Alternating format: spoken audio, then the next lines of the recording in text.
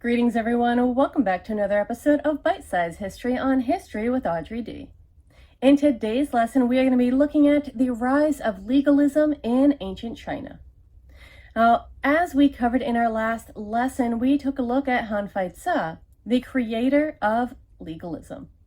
Now, in this lesson, we're going to be taking a deeper dive into legalism and some of the aspects and how it was used in ancient China in its form of governance.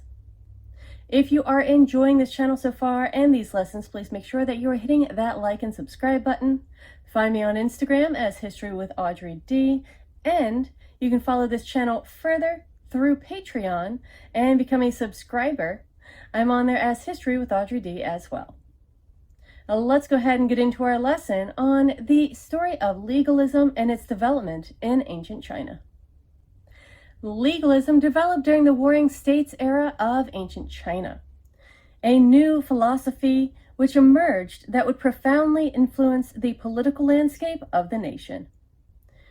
The philosophy known as legalism was developed as a response to the chaos and disorder of the time.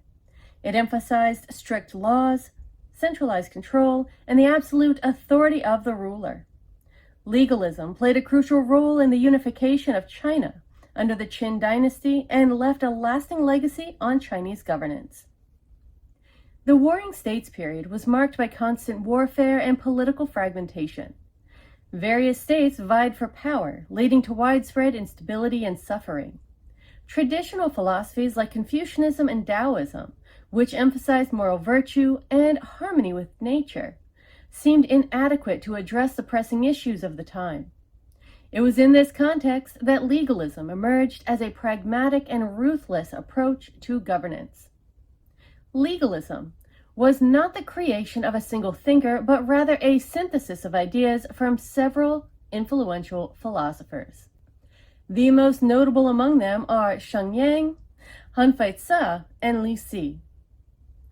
Sheng Yang was a statesman and reformer in the state of Qin. He implemented a series of radical reforms aimed at strengthening the state's military and economic power. His ideas laid the foundation for legalist thought, emphasizing the importance of strict laws and harsh punishments to maintain order and discipline. Han Feizi was a student of the Confucian scholar Sun Shi, but diverged significantly from Confucian ideals.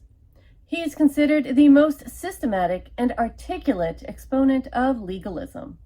Han Feizi's writings, compiled in the book Han Feizi, provide a comprehensive overview of legalist principles and their application to governance. Li Si was a prominent legalist scholar and the chief minister of the Qin Dynasty. He played a key role in implementing legalist policies under the rule of Qin Shi Huang, the first emperor of China. Li Si's influence ensured that legalism became the guiding philosophy of the Qin state. Legalism is characterized by several key concepts and beliefs that differentiate it from other Chinese philosophies. First, there is the rule of law. Legalists believed that a strong and prosperous state could only be achieved through the strict enforcement of laws. Laws were to be clear, public, and applicable to everyone regardless of status. The rule of law was seen as the primary tool for maintaining order and preventing chaos. Next is centralized authority. Legalism emphasized the absolute authority of the ruler. The ruler's power was to be centralized and unchallenged, with all officials and subjects strictly subordinate to his will.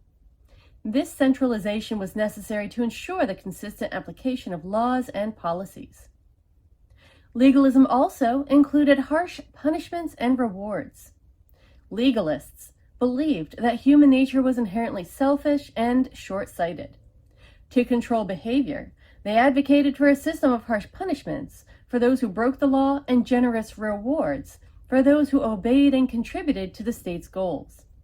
This carrot and stick approach was designed to incentivize loyalty and deter misconduct. Pragmatism and realism was also part of legalism. Legalism rejected the moral idealism of Confucianism and Taoism. Instead, it focused on practical and realistic measures to achieve stability and power. Legalists were willing to use any means necessary, including deception and manipulation, to achieve their objectives. State control of resources is the last aspect that we'll be discussing. Legalists believed that the state should have control over key resources, including land, labor, and wealth.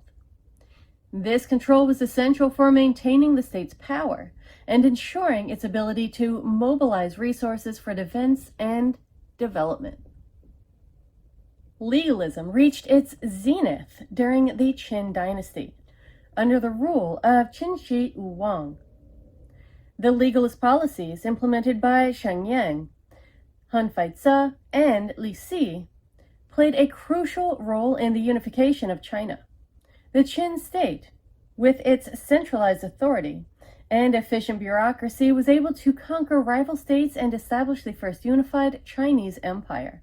And legalism's emphasis on harsh punishments and centralized authority led to the suppression of dissent and the persecution of intellectuals.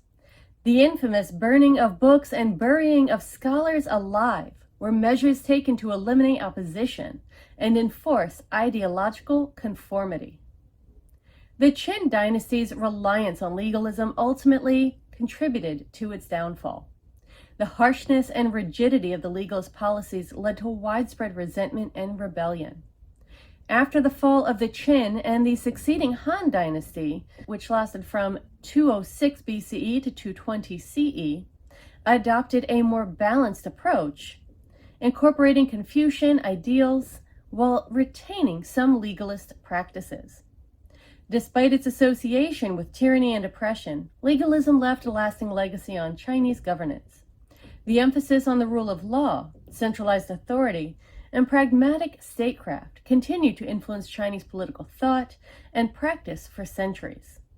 Legalism's focus on strong, efficient government and its recognition of the importance of laws and institutions remain relevant in discussions of governance and statecraft today.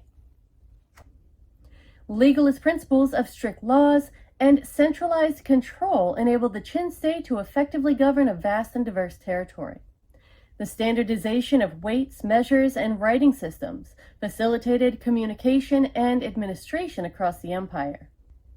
The Qin dynasty undertook massive construction projects, including the building of roads, canals, and the Great Wall of China. These projects were made possible by the state's control over resources and labor, as advocated by legalist thought.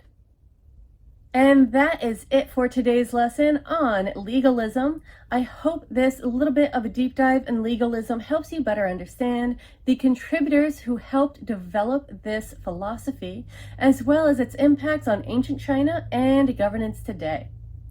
If you enjoyed this lesson, please make sure you are hitting that like and subscribe button. Find me on Instagram as History with Audrey D, and please become a Patreon subscriber to support this channel further. I am on there as History with Audrey D as well. The links are in my bio, as well as the description below. Thank you so much for watching, everyone. I will see you in our next lesson.